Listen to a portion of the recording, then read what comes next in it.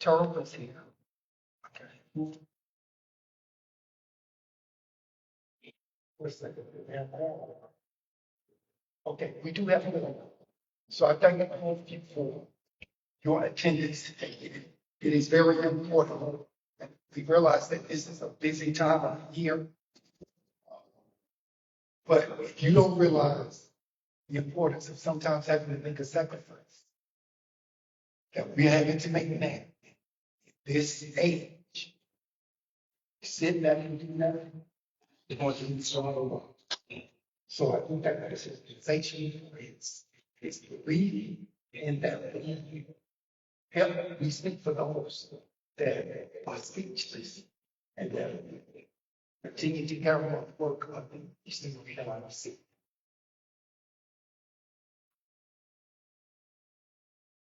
You've had a chance to look at the agenda. Those of you that are online probably have not seen the agenda, but when you look at the agenda, tell the function to approve for approval of the agenda.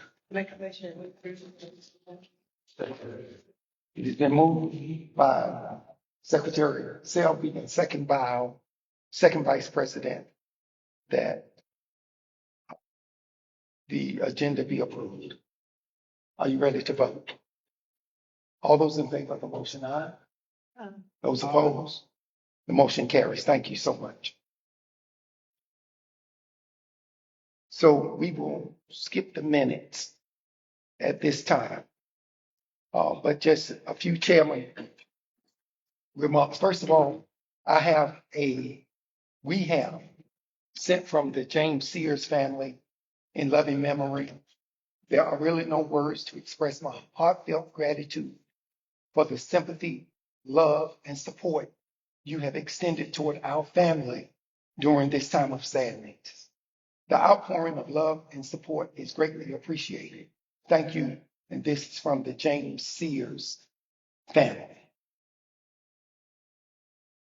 Other remarks from the chair. I don't know if you all are aware that the House did take a vote on the SAVE Act this week.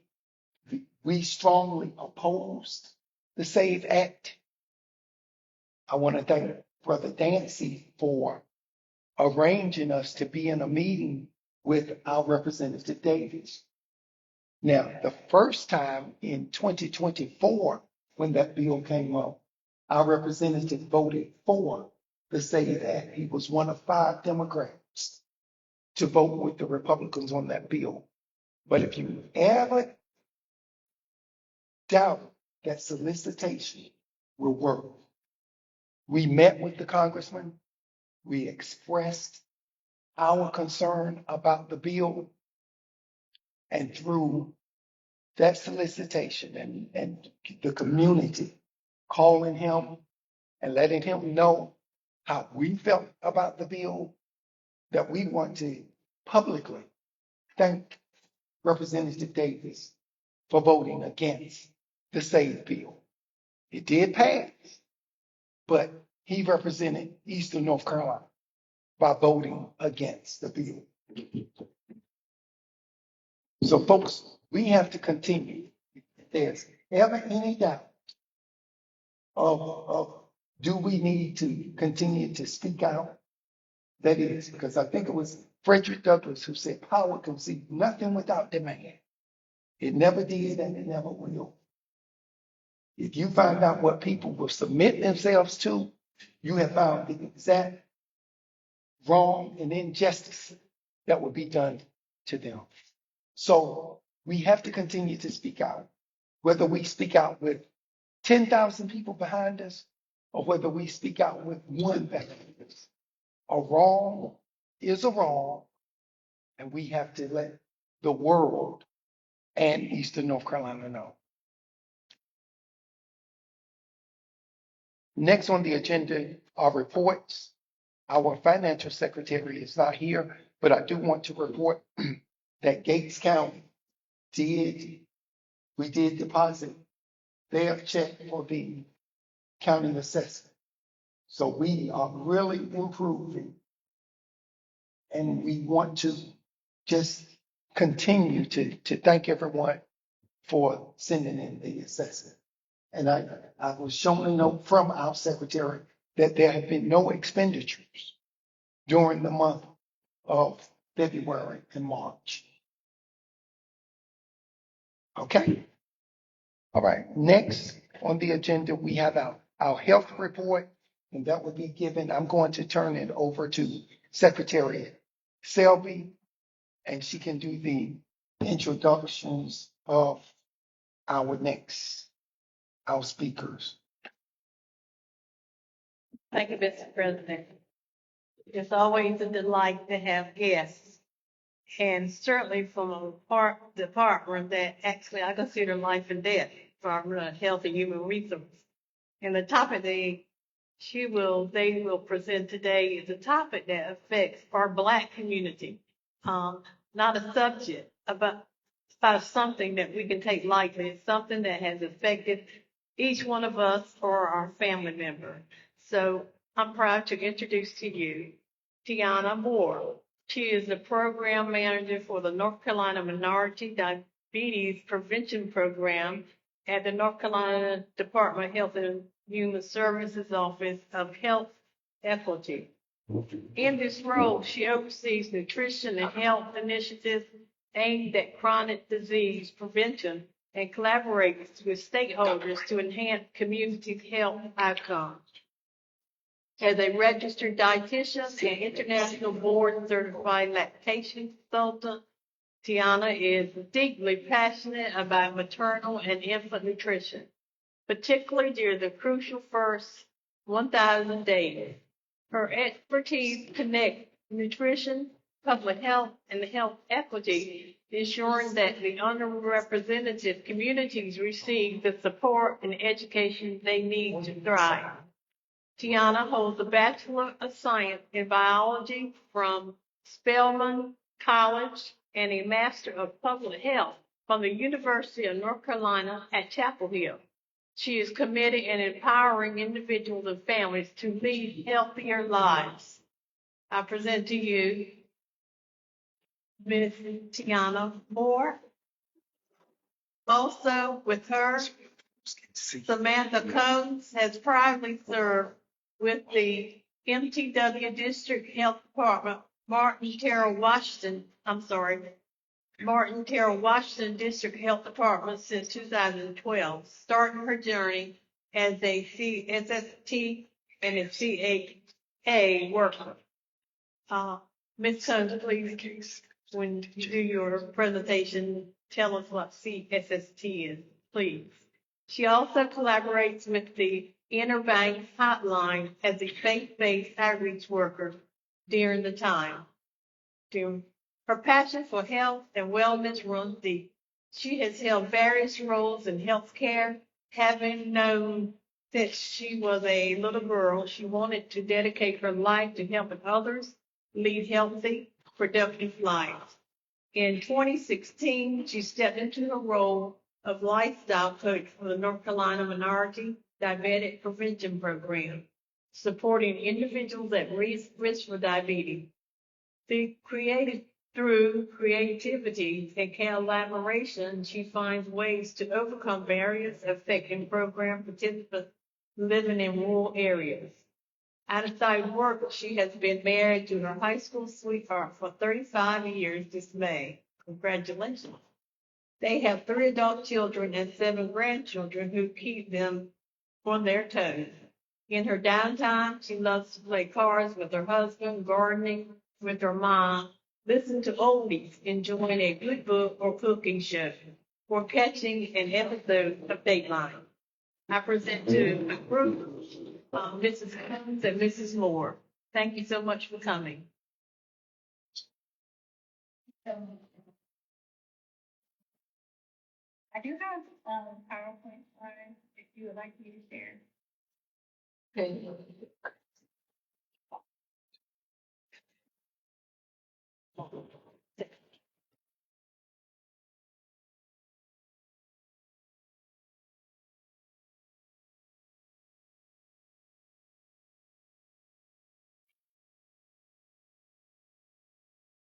Okay.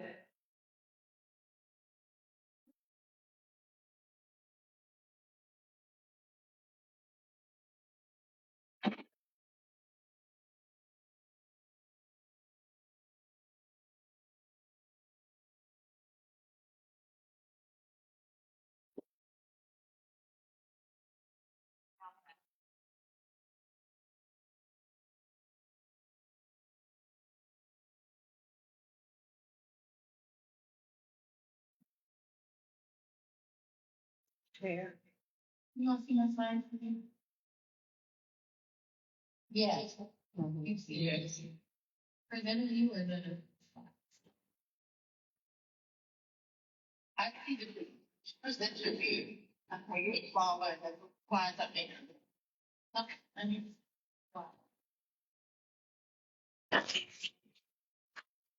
Okay. Slide presented view.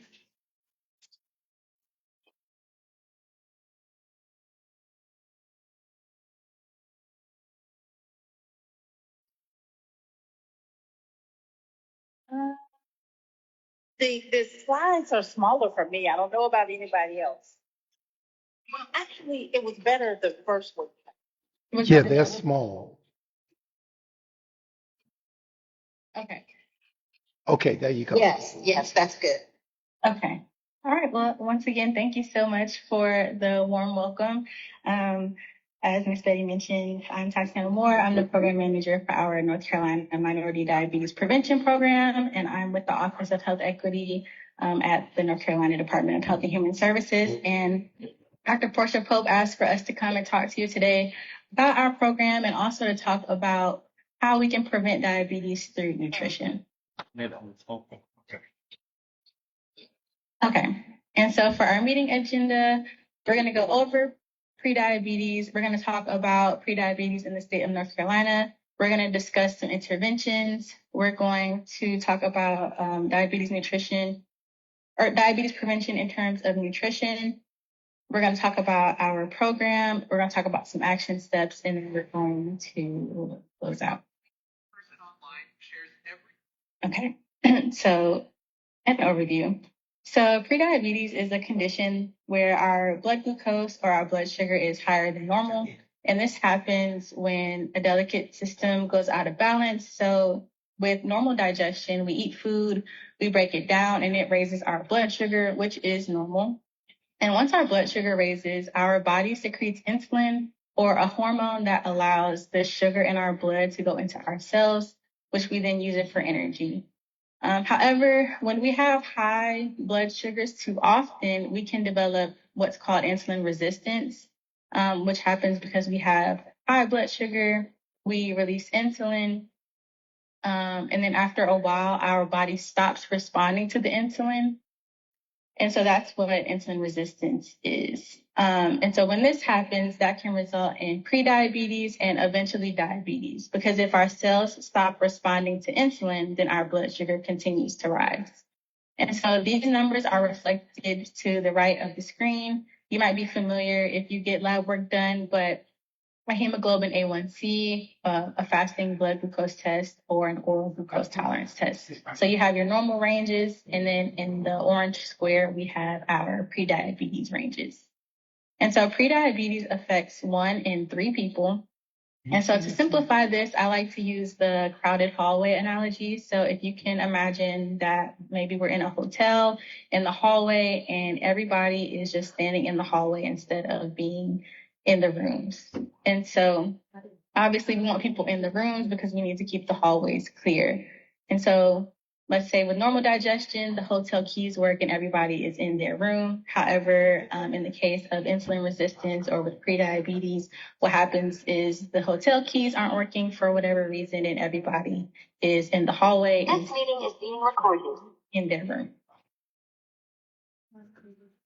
So some risk factors. So family, if you have a family member with diabetes, you're at an increased risk, whether that's due to genetics or the fact that families share lifestyle habits or a combination of both. Those of us who are a racial or ethnic minority are at a higher risk, which is a very loaded statement because many of this is because of our social determinants of health and not just because we are of a certain race. Age, so 45 and up is considered at an increased risk, and that is due to lower muscle mass, weight gain, or a lack of exercise that can happen as we age. And then the next two kind of go hand in hand. So the more fat that we have, the more insulin resistance can come into play. And that's because that it decreases our cells' response to insulin. And this is specifically to visceral fat, which is the fat that surrounds our organs. The more visceral fat we have, the wider our waist. So that's why waist circumference is considered a risk factor. And then diet is pretty straightforward. The more sugary and fatty foods that we eat, the more likely we are to repeatedly expose ourselves to those high blood sugar numbers. And health conditions, so those with PCOS, often have insulin resistance, and then other chronic conditions like high blood pressure, kidney disease kind of go hand in hand with diabetes. And so some symptoms, oftentimes with prediabetes, there are no symptoms, but some people do report some darkened skin in some areas and skin tags. And then symptoms that you progress towards diabetes include blurry vision, increased thirst, increased hunger, and increased urination, numbness in our limbs, slower wound healing, and unintentional weight loss. So now that we know a little bit about what prediabetes is, we can talk about prediabetes in the state of North Carolina. So 2,765,000 adults have prediabetes, and there are 6,085,000 adults in North Carolina. So that kind of is consistent with that 1 in 3 number. And 50,000 people a year progress to diabetes in our state.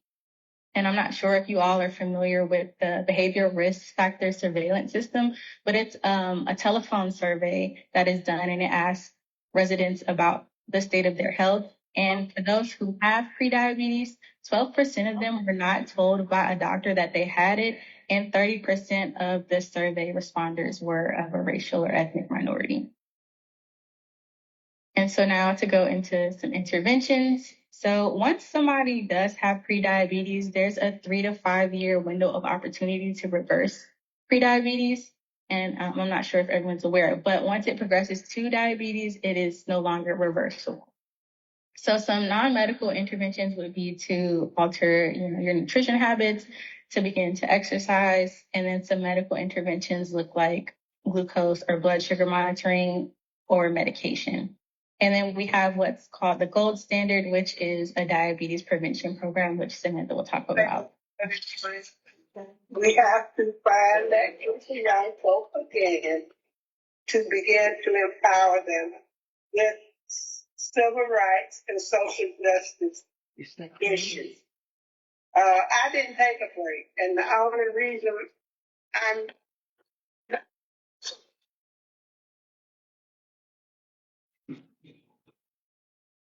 Sorry, I missed that. Baby steps. Continue, please. Okay, no.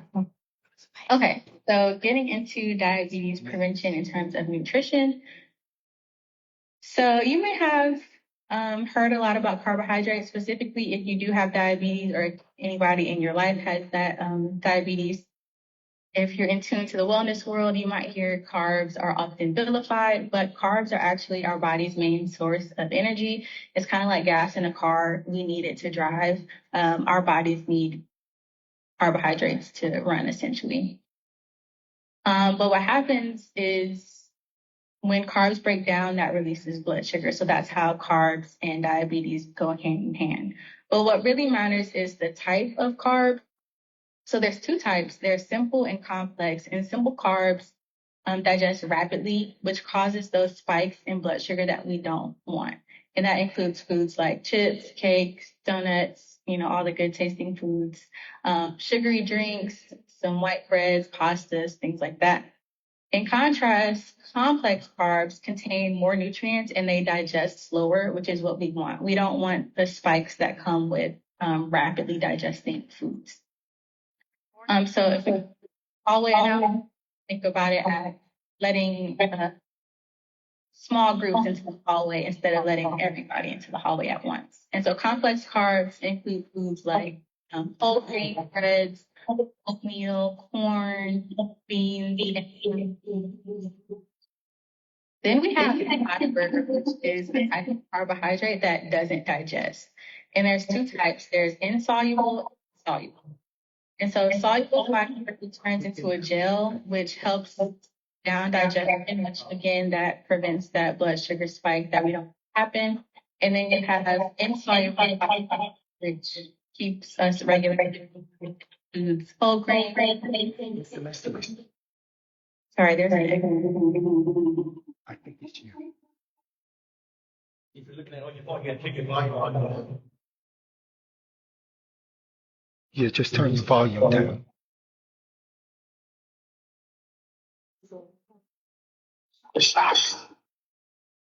You good?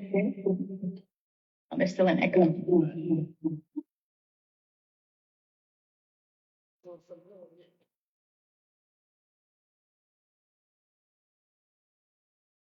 Okay. Okay, I think we're good. Then we have fiber, which is amazing in terms of disease management. So it helps us with a healthy colon. It causes less constipation and it has good bacteria. It can help lower our cholesterol because fiber binds to that cholesterol and lets us get rid of it. And it also helps with weight management because fiber keeps us full longer, which will then reduce how much you're eating throughout the day. And the goal is to get about, it's really 25 grams daily, and majority of Americans don't get 25 grams of fiber a day. So it's a really, really important nutrient in terms of disease prevention. So moving on to protein and fat, these also play a role in diabetes prevention because they digest slower than carbs. So we want to pair our carbs with these foods often. Proteins are things like meat, eggs, nuts, seeds, and dairy products. They help us build muscle, which is useful in terms of the way we respond to insulin. The more muscle that we have, the more sensitive our body is to insulin, which is what we want when we have prediabetes or diabetes. But the importance here is that we choose lean proteins, so like chicken, turkey, and fat dairy. And with all of that, even though I did just mention lean proteins, we do still need fat in our body because it provides energy and it helps us absorb certain vitamins. It also protects our organs, just to name a few of the functions of fat. And just like with everything else, there are multiple types. So you have saturated fat and unsaturated fats. So saturated fats are, again, the things that taste good. So think about things like butter, cheese, coconut oils, the fats that are on red meats. And then there's unsaturated fats, which are fats that are not solid at room temperature. So think, things like oils, avocados, nuts, seeds, fish. Those are the preferred fats to eat. Something that often sneaks up on us is our drink choices because drinks aren't as filling as food, even though they may contain an equal amount of calories, especially if you have multiple sugar-sweetened beverages in one day. You may not realize how much sugar is really in them. So on the screen, I have just a little equation. So 4 grams of sugar is equal to 1 teaspoon. So if you cook or if you know anybody that cooks and are familiar with teaspoons, just to go over one of the drinks. If you go to Chick-fil-A and you get a large lemonade, that's 73 grams of sugar. And so we divide 73 by 4, that's 18 teaspoons. So if you do cook, you're probably visualizing in your head what that looks like and how much sugar that is. And then each gram of sugar is 4 calories. So if we use that Chick-fil-A lemonade again, that's about 352 calories that come just from sugar. And that sugar is going to spike blood pressure. So even just cutting out one of these a day or one a week can be helpful in terms of disease management. And then so some general guidelines would be not to skip meals. And so studies show that women specifically who skip breakfast are at a higher risk of prediabetes. And skipping meals kind of adds to that roller coaster effect, that spike, because if you skip meals or you go too long without eating, your blood sugar drops, and then you start to look for something to eat, and you might choose something like a simple carb because you need your blood sugar to go back up. And so kind of being in that pattern causes blood sugar spikes, which is what, again, we don't want with prediabetes or diabetes. You want to make sure that you build a balanced meal. So those 4 components I just talked about, the carbs, the fat, the fiber, and the protein all come together to build a balanced meal. That's going to help keep your blood sugar steady, which is ultimately the goal with prediabetes and diabetes. You want to be mindful of your portions, and that's more so of a weight management tip. because as I mentioned earlier, the more weight or the more visceral fat that you have, you kind of start leaning into that insulin resistance. And then you don't want to drink your calories. So same thing about that's a weight management and a blood sugar management tip. And that was just the same thing as on the last slide, is to be mindful of the drinks that you're choosing throughout the day. But with all of that, there is room for everything, and balance is the key. So that was a very short nutrition summary in terms of diabetes prevention from a nutrition standpoint. And now I'll pass it off to Samantha Combs, who runs the diabetes prevention program out of the Martin Tyrell Washington Health District.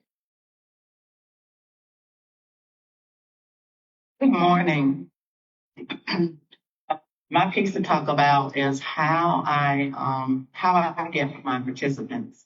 I do a program overview in which I choose a date and a time to meet with those who are interested in the program. I also get referrals, and I contact those possible participants. We do a risk assessment test, which is a point system, very painless. And then after I get all of that together, we meet and I explain about the program. I explain how it's run. And this is what the pre-diabetes risk test look like. It is a point system. And if you score 5 or higher, it doesn't mean that you have diabetes. It means that you are at risk for pre-diabetes. I explain the scheduling of the program, and it's in 3 phases. It's once a week, every other week, and then once a month. You start to phase out of that program. I do a combination, in person and virtual, sometimes by phone. It depends upon the participant's work schedule, what they got going on in life. I try to meet them where they are. So to speak, we don't want no man left behind. The program is fairly simple. It's written in simple form. We don't want people to feel like they have to have a dictionary to come to class. So it's written in a simple form.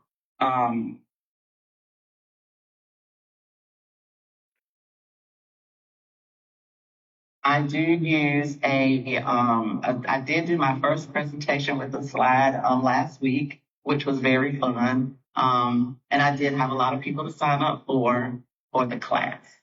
It is a year-long class. And like I said, it's broken down in 3 phases. So, and if the participant is not able to make it to class, we work with them as well. You weigh in every time you meet, and physical activities. And the goal is to get at least 150 minutes in a week. And so those are the 2 things that I need for this class. It's always your weight and your minutes of physical activity. And you do have an option with your weight. Some people love to weigh early in the morning instead of late in the afternoon, because you tend to weigh a little bit more in the afternoon than you do first thing in the morning. So they have that option to weigh and self-report.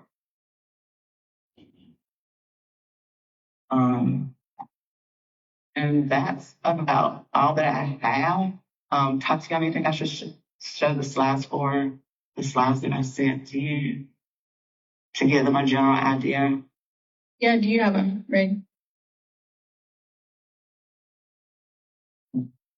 Didn't download them. I didn't. Okay. I can find them too, but do you want to talk about the incentive program? Yes. So we give you free incentives to help you along the way. You'll get a curriculum. You'll get a bathroom scale. You'll get George Foreman, but the incentives are given the way the modules are set up. So whatever that module is for that evening or that morning, whichever you prefer to do your class, that's the incentives you get.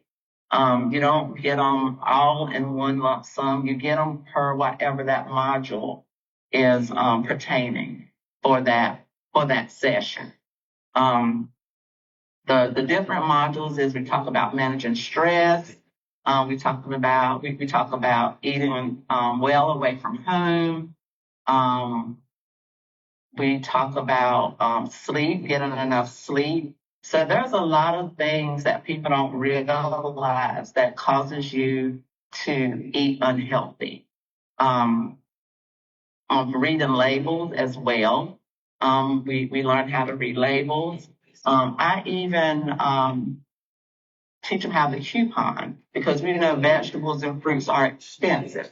So I even show them how to coupon, like your Dollar General coupon. You can use them at Food Lion. So I teach them ways to cut corners as well. I am one of the directors of the, we have a new food pantry in Terrell County. I think we may be a year in towards using it. It sat there for a while before we could get things together.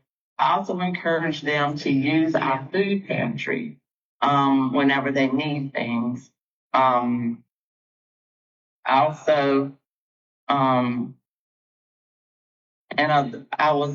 The CSST, let me back up. The CSST means Community Social Service Technician is what they label me as too with the MTW District Health Department. And that's what that means, Ms. Selby. Thank you. Thank you.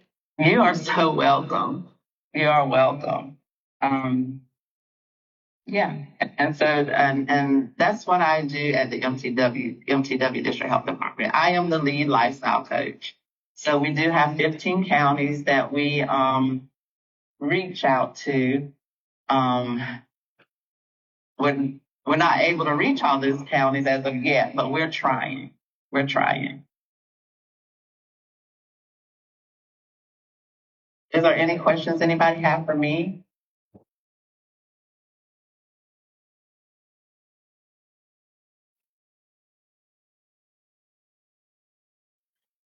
Well, Ms. Combs, again, are there any questions online or in here? Ms. Combs, I'm just. Oh, and one more thing. Yes, go ahead. One more thing I failed to mention. You can get your A1C check underneath this program with no cost. Okay. All right. I'm kind of excited because Ms. Combs represents and works in my territory. So she's Martin Terrell, Washington, and I'm from Washington County. So thank you, Ms. Combs, for that. And I will certainly pass the word. And also, I did not know that we would be presented with the presence of Dr. Leon Pringle this morning. Dr. Pringle is a microbiologist, and he lives in Washington County as well. And so I'm going to ask Dr. Pringle if he would finish up this conversation with a few helpful tips that we can use, because diabetes affects all of our families. You know, if you're so blessed not to have it, I can assure you that there's somebody in your family that does. It is diabetes and high blood pressure are what they call those silent killers that we don't even realize what's happening with our bodies.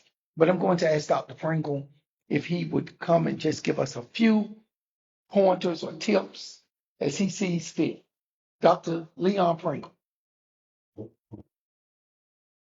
Thank you, and good morning to everyone. I found this presentation today very encouraging and uplifting, as well as complementary, so much into our history. If we look, well, first of all, ashes to ashes and dust to dust. We see that, we hear that over and over again. Nothing more is fruitful for our lives than that. We are the product of what we eat. We are the product of what we eat. That is, what we eat comes from ashes and our body then goes back to ashes all over again. I've had the compliments of today's discussion, encouraging from several perspectives. Back to the foods that we eat, proteins. Well, let's go back and look at a little bit about history. Over the history, our foreparents consumed a grade of food that was not consumed by others. Fortunately, it turns out that many of those foods were exceedingly healthy. For an example, collards. Collard greens is one of the healthiest foods you can consume. Collard greens is one of the healthiest foods that we can consume, anyone can consume. Collard green, cabbage, broccoli sprouts, exceedingly healthy. Sweet potatoes, exceedingly healthy. Those are foods that we eat, we need to consume. We can grow our garden. I grow a garden every year. In my garden, I have collard greens, I have broccoli sprouts, I have carrots, I have beets. All of those are exceedingly healthy foods. Some of the complements in the foods that we consume, also that's good for us from a health standpoint. We go to physicians, and frequently physicians will prescribe chemicals for our body to suppress or enhance certain conditions. It turns out that cayenne pepper is a healthy product that we can grow in our garden. It's exceedingly healthy, especially for people with heart conditions. Should consume cayenne peppers.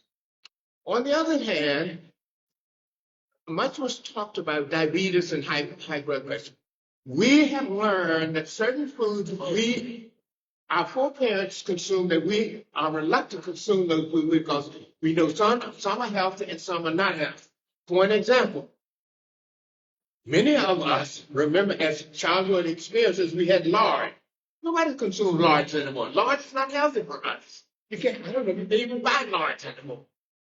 On the opposite side of the coin, our parents consume a lot of beans. Beans are exceedingly healthy for us. It has protein, carbohydrates, and many of the vitamins as well as minerals that are essential for our body. Magnesium, zinc, proteus, silicas, all of those are trace elements with entrance in today's discussion that are supplied to our body as a result of certain vegetables that we consume. So I think the discussion today, was exceedingly healthy. We need to take a little more effort and attention to consuming those foods that are exceedingly for us. Another point that I noticed in the presentation today, the young lady talked about looking at what's on the can, what's the composition of those cans. Well, that's food. We need that food also. But the healthiest foods are not canned food. There's a lot of salt and other energy that's put into canned foods that's not good for us. The healthiest foods we consume are fresh foods. The next healthiest foods that we consume are frozen foods. Canned food should be our third choice as a source of them. But again, I think the presentation today, is exceedingly helpful for us, and all of us will pay a little more attention to consuming and abiding by the presentation, the comments that were made in today's discussion. Thank you for giving me the opportunity to talk about food. Thank you. Thank you, Dr. Pringle. And for those, when you attend our meetings and there's a subject that comes up and you are an expert on that, if you're in this building and I know it, be prepared. I'm going to ask you to have a few words with that. But thank you so much, Ms. Moore. Thank you so much for your presentation. Ms. Combs, thank you so much. Ms. Combs, I see, is your hand up? Yes. I would like to add one more thing before we close. I do offer cooking classes as well because unfortunately we're living in a time where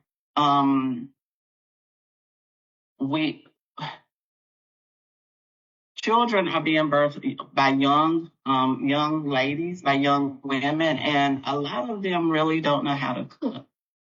So when I go to the grocery store, I see a lot of frozen goods and stuff in the basket. Maybe that's all what they can afford, but sometimes they want things quick, microwavable. They don't want to stay in the kitchen, but that is your best bet because blood sugar is on the rise, diabetes on the rise in young people as well. They're 8 years old with diabetes, high blood pressure, high cholesterol. The children don't get outside and play like we used to do back in the day, so to speak. And diabetes are on the rise among our young people as well. They have all these gadgets, and you know, I just wanted to put that in that diabetes are being diagnosed in the younger generation. Thank you. So just a question for any of you. So I was talking with my siblings last week. When we were growing up, we knew no such thing about food allergies like peanuts and things like that.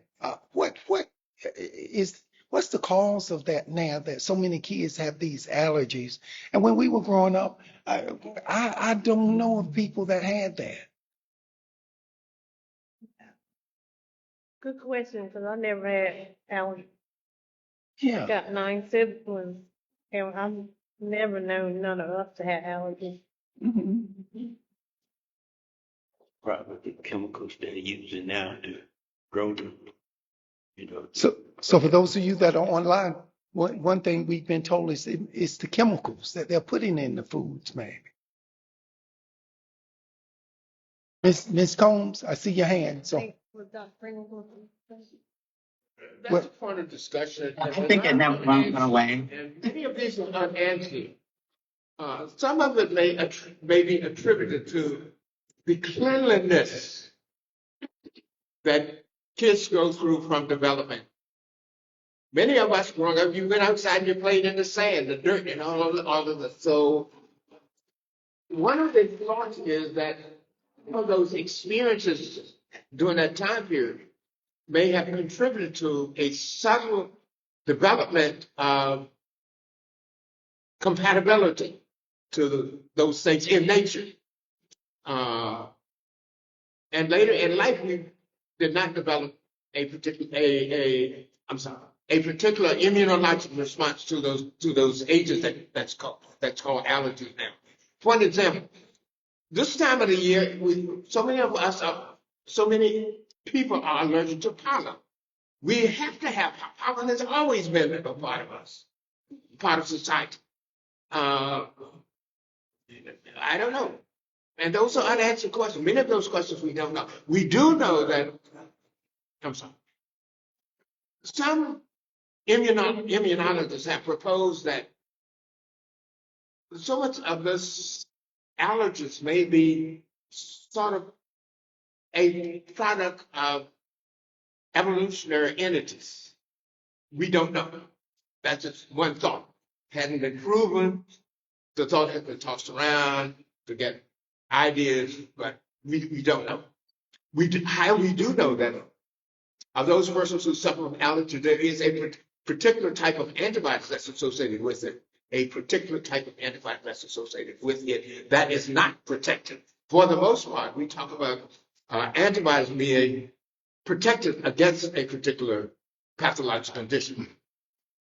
It turns out that IgE is one of the classes of antibodies that is not protected, and that's what is attributed to allergic responses. Okay. All right. Well, I guess we don't know, but thank you all so much again for the presentations today. We owe you. All right. Excuse me. Was someone getting ready to say something? Okay. So next on the agenda, we have unfinished business, our scholarship banquet. We will continue to announce this, our scholarship banquet. This will be our first scholarship banquet. We're going to be having that August the 9th.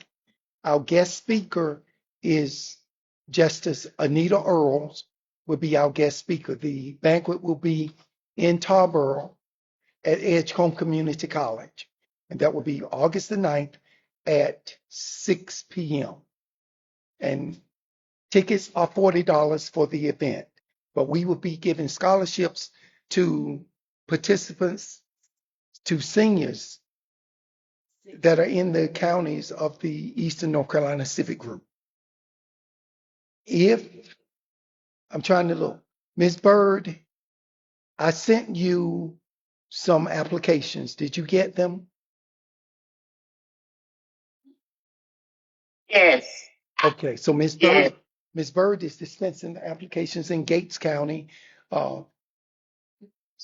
Northampton County. Northampton County has been distributed to, for the high school, the early college, and for preparatory. Okay. Edgecombe, Southwest, North Edgecombe, Tarboro, the early college, the Edgecombe Community College in Tarboro, but I got to pick the one in Rockingham. okay. Martin, we know you've got yours dispersed. Dare, Betty, have you gotten the applications out in Dare County? There, Huh? I waited there, not doing it. Oh, you waved there. Okay. All right. Washington has theirs out. Turl, is Mavis on? I'm not sure if Turl County has received theirs, but the deadline for the applications.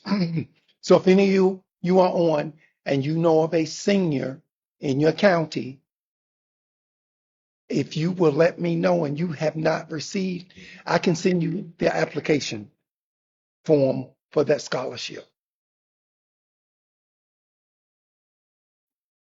Okay, is there any other unfinished business?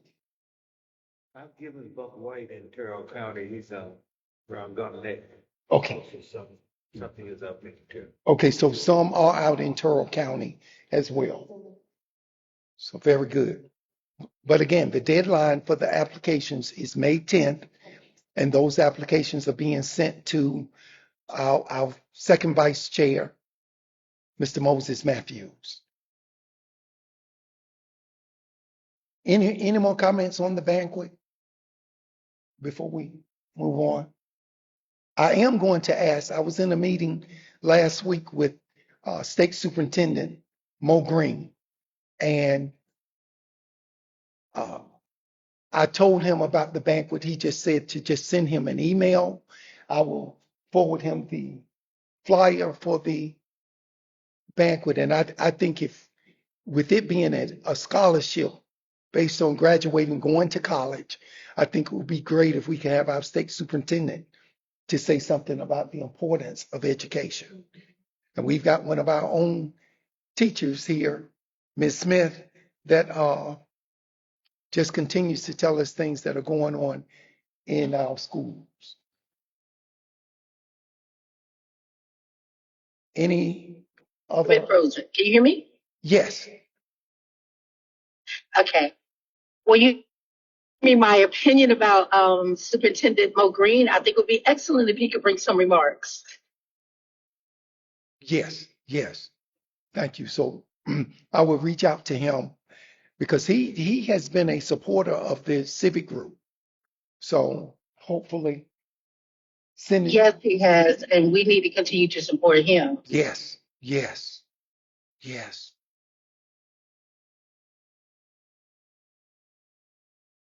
Is there any new business to come before us? And while you're on that subject, with superintendent, we need to invite him to one of our meetings, like that. Oh, okay. I will. I will. I will.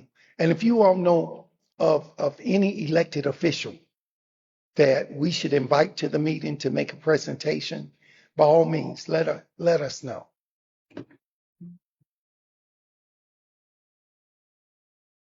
And I'm going to open up to I will always call her Senator Smith, and I know she's not in office now, but I'm going to call on her to just give us an update of what she sees and feels in the community about what's going on politically in our state and nation.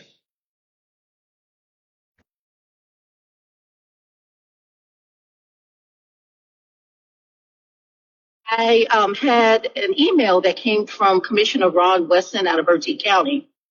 And Ron's extended an invitation to everyone to attend the the NAACP banquet on April the 26th in Bertie County. And in response, I let him know that I would be supporting him, but also that I wanted to invite everyone in the region, in the area, to join with the Eastern North Carolina Civic Group. Let us unify, and let us, in this time of greatest need for our communities, we need to be all pulling together in the same direction. It's imperative for us to understand the decimation of education, particularly for Black and Brown children. It is unpardonable what this Trump administration, this Musk administration has been doing to public education. And we know that the attacks are speared by racism and discrimination. So I continue being one of the state coordinators and conveners of the Win with Black Women North Carolina group, along with Senator Candy Smith. And we have been having ongoing meetings and platforms and discussions about getting engaged and registering all over this nation. So I would like to just commend the Eastern Civic Group for always standing in intercession and remaining unified so that we have a center where we can come to and unite around and continue to fight for our communities, particularly over the next 2 to 3 years, which is going to be imperative for us to change the dynamic by registering voters. We need to get voters out. That needs to be something we're doing every day so that in the midterm elections, we can get a House of U.S. House of Representatives controlled by Democrats, and also if we can pick up additional U.S. Senate seats. That is going to be important in protecting and rolling back these times. I hate to see what has happened with our market and those who are losing money, but every time they lose their shirt, we lose our entire wardrobe, our house, and every other thing that we have with it. So with all of this confusion and chaos that is going on, that gives us priority speaking points that we can unify around that are impacting everyday Americans. And so I stand in the fight with you. Thank you for being the stellar example and holding us together. And I'm looking forward to the Eastern Civic Group growing, bringing our communities together and doing this great work that we have to do in North Carolina. And then I would be remiss if I didn't say thank you for your advocacy and your vigilance and having the courageous conversations with Congressman Don Davis. I want to commend him as well for listening to our voices, hearing our concerns, and voting against the SAVE Act. That is a big win for us, and it just is a demonstration of what we can do when we unify and we fight together and work together for those things that are going to benefit our communities. So thank you for an opportunity to share. Erica, before you go, I wish you would touch on the Riggs Griffin lawsuit. Thank you. Okay, yes. That was very disappointing. I don't, I was listening in on the arguments that were presented by both sides. I felt that our side had a much stronger argument, and it is just disappointing the outcomes of the decision by the 3-judge panel. But we know it was a partisan decision. It was down party lines, and the 2 Republican judges voted to have those 65,000 votes contested. So each Board of Elections has a list of names. And what our organizations and communities have been doing is we've been organizing phone banks and telephone calls so that we're going to the Board of Elections in each of our counties and looking at the list. We also had one of our strong Democratic members in the county. She posted the list on Facebook, and we're encouraging everybody to do that as well. But each one has to reach one. We have to be our sisters and brothers keepers. And so we had until 15 days after the decision. So I'm thinking that's coming up next week. But we have to call these folks and tell them to go and to perfect their registrations, whether it's the last 4 digits of their social security numbers or if it's their driver's license number. If they could If they can put their email in the chat. registration information. I'm sorry. Return. I was getting a call. I had to cancel it. Can you still hear me? Yes, we hear you. Okay, we're asking every one of the 23 counties, if you do not have someone who is actively calling through the list of county residents who have to perfect their ballot, their registration, please contact me. Please text me, and I will make sure I coordinate with the organizations that are doing this so that people can go to their boards of elections and perfect their registrations. Is there anything else you want me to add? Okay. Any But questions? I want to say, but I thought they did something last night where basically the citizens is gonna be okay, but the military folks are gonna be thrown out. They did some type of ruling last night too. Now, In college too. Okay, I missed that one. So can you update us, Carmelis? I'm excited to hear that's what I was that. hoping you were gonna be able to tell me because I was about half asleep. I went to work 2:30 this morning, but it was something about throwing out the military. The military folk is gonna have to prove themselves, and I think college. But I think the other people is gonna be okay. They're gonna be okay. But Riggs is still going to appeal it. If I may Yes. just piggyback on the previous comment, it seemed like to me that supposedly a judge is unpatriotic to cast out the votes of military personnel. Yes. That seems to be unpatriotic to me. So what is so important about this election? And as many times as been recounted 3, 5 times, and he's still unaccepted. Right. To me, that's indicative of a supposedly judge who's being unpatriotic. Okay, I think if my memory correct, what they said was That's that correct. the Toss people, out right, the the military military, votes. the military votes, they're saying that because they didn't have to verify their identification, but the people here did. But still, it don't make any sense. They in the military, but and they haven't given a reason how they want them to justify their identity, which makes no sense. They shouldn't even have to. Again, I piggyback on. Okay, 16 hours ago, it says the North Carolina Supreme Court ruled Friday in the dispute over last November's election. Let me see what the highlight was. Okay, good. Close contested. The unsigned opinion was agreed to by 4 justices, all Republicans. The ruling partially upholds and partially reverses a 2-1 court decision.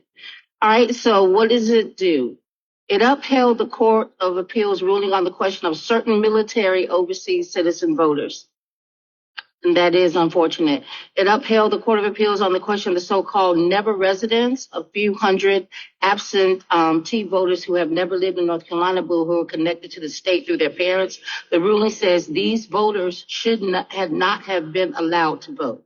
Okay, so that was about 200, 300 votes. Those will be thrown out. So that was affirmed by the Supreme Court. Under the ruling, those voters will have to come forward to show their photo ID within 30 days after the mailing of the notice.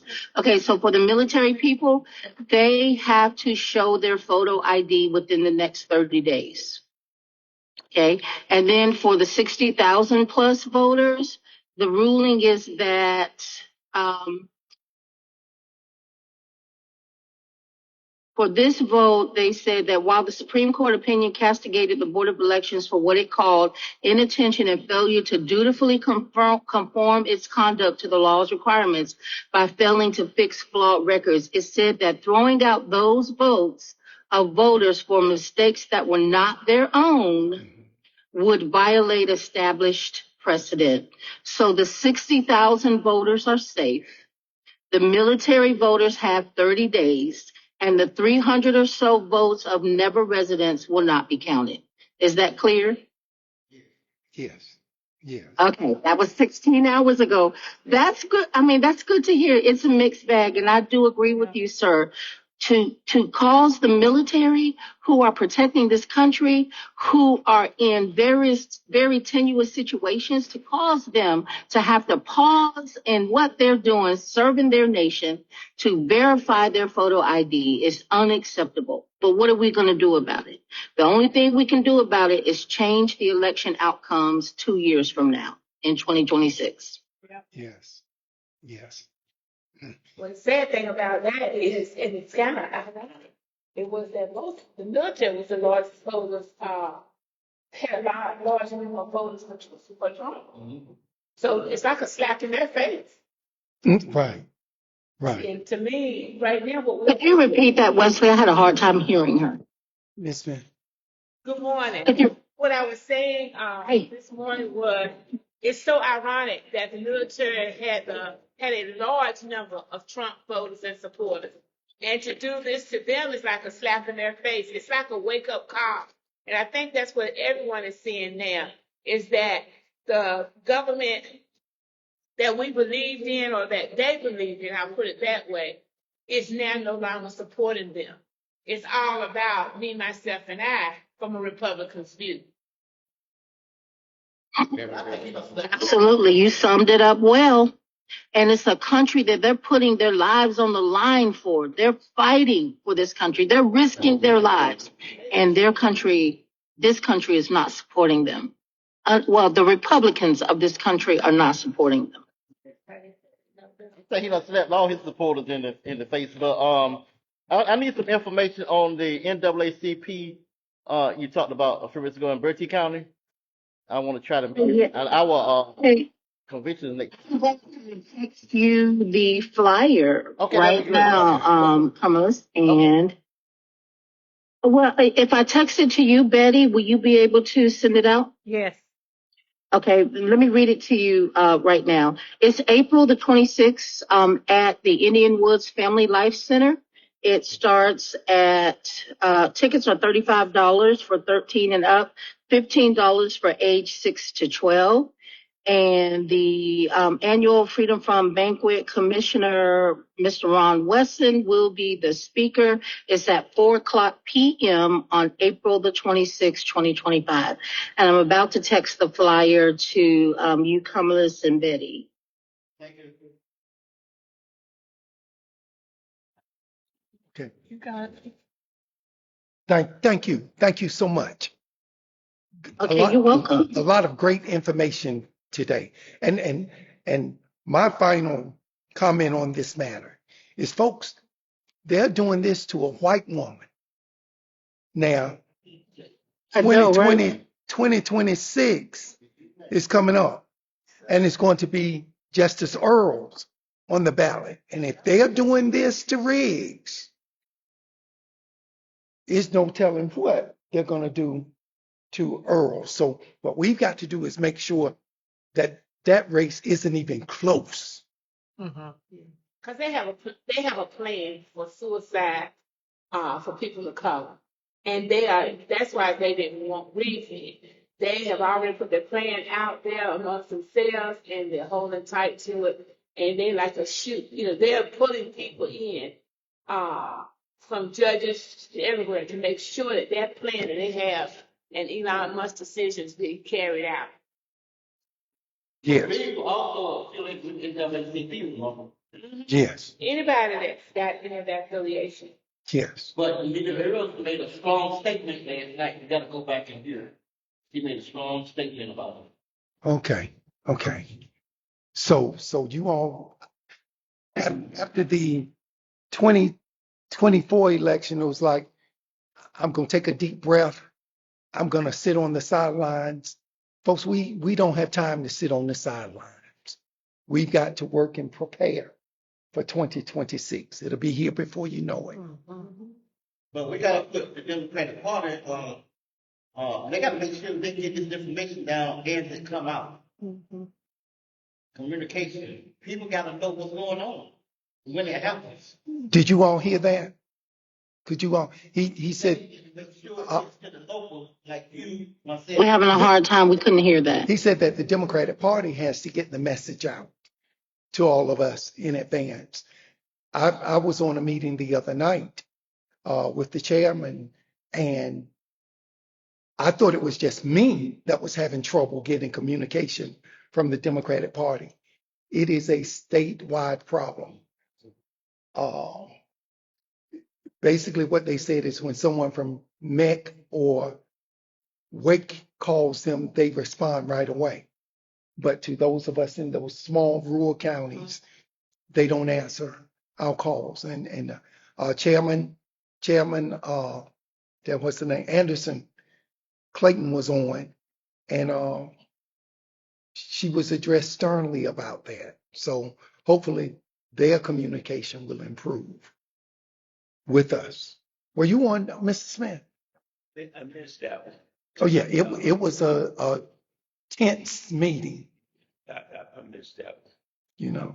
Well, I actually came in on the bottom end of it. Okay. So, Anderson had already spoken. I got on. Okay. And the point that I have tried to make to the Democratic Party is don't get in these meetings and want to talk about we got to get more black folks to the polls. It is the white women that let down the Democratic Party, not the black voters. And I want them to accept that. And they don't want to say it, but that's the truth. Any other comments before we move on? All right. So is there any new business?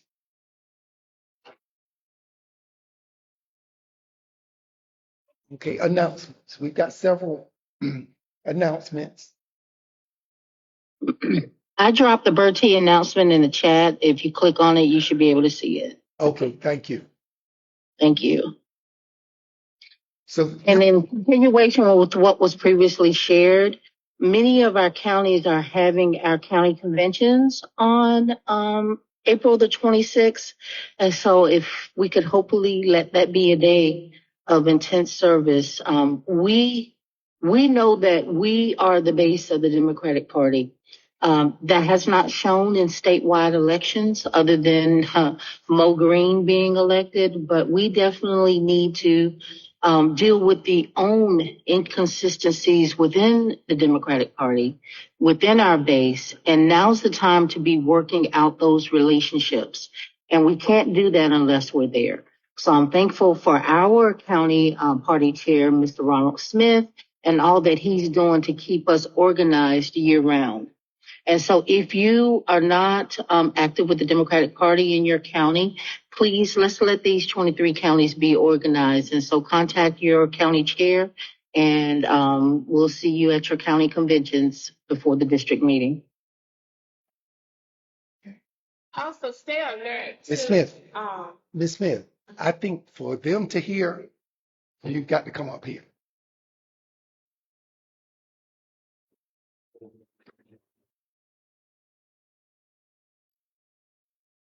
Good morning to everyone. Also, from an educational perspective, please stay aware within your county schools and throughout your communities in reference to Title I. Of course, if you are aware, Title I funds has been attacked also by our president, and Title I is our food feeding programs for our children throughout our schools. The problem or the question that they are trying to address there is, are we feeding all black kids or are we feeding every kid? So to be discriminating, they would say we just feed the poor, we feed who is the black, the children of color. But most schools, as I have observed, are feeding all kids that qualify. But still, it's an issue that schools have been called upon to make certification of within the next few days. They have to prove that they are in compliance. So every day there's a new issue in education arising. Also, there is also a concern about, are we hiring the qualified, or are we hiring mostly black teachers in predominantly black schools? Well, before it wasn't a question when I worked at a white school whether I was black or white. The issue was I was black and they needed a number. But all of a sudden things are changing and the concept is different. So just be aware of how your schools are being affected.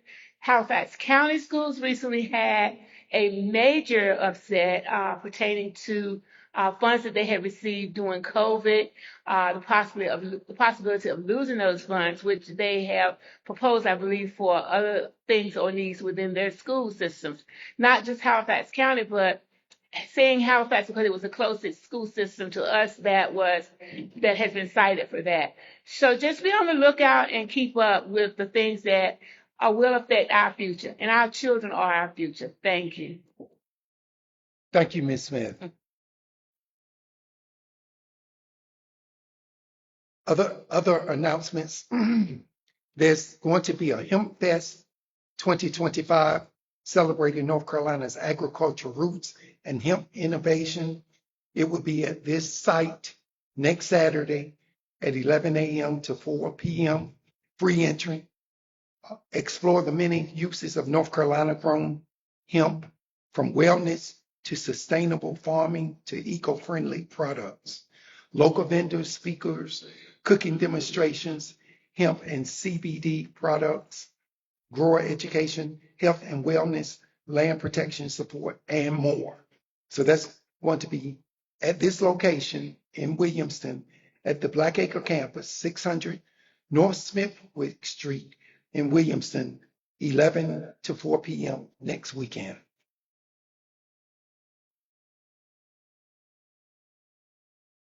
The North Carolina Black Summit will be April the 17th through the 18th, and it's going to be at the Marriott Crabtree in Raleigh. Again, that's going to be April the 17th and 18th. I think it's sold out, is it? It's sold out, but it's still some sessions, like policy sessions, that you can register for. Okay. Did y'all get information from Congressman Davis about the meetings he got going on all week? I think next week. I did. And then Monday in Rocky Mount at his headquarters, he's gonna have at 10:30 he's gonna do a state of the 100 days. But go on the Civic Group web page or either my page, and but you should have gotten it if you're on his mailing list. But he got meetings throughout all next week. Elizabeth, all the way to Elizabeth City and places. Mr. President, Martin County Democratic Party will have its convention next Saturday from 10 to 12 at the E.J. Hayes Alumni Center. Representative Shelley Willingham will be our speaker. Mr. Smith, when is your convention? April 26th. Erica just gave the Okay.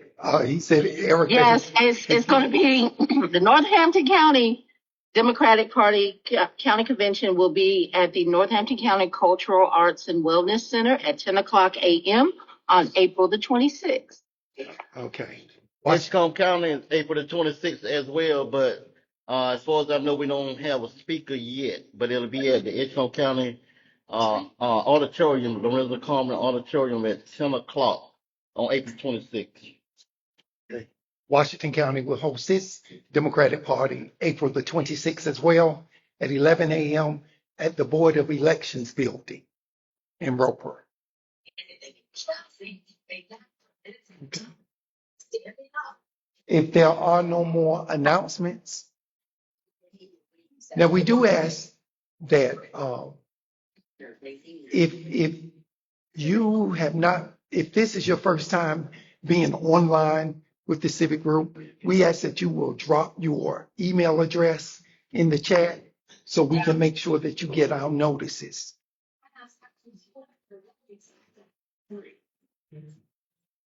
If there's no further business to come before us, the chair will accept a motion to adjourn. Now, we will not be meeting, this is April, so May. We will not be meeting next month due to that weekend being Mother's Day. So our next meeting will be in June. We will continue to meet here at this site until September. In September, we will begin to venture out, and our first meeting in September will be in Bertie.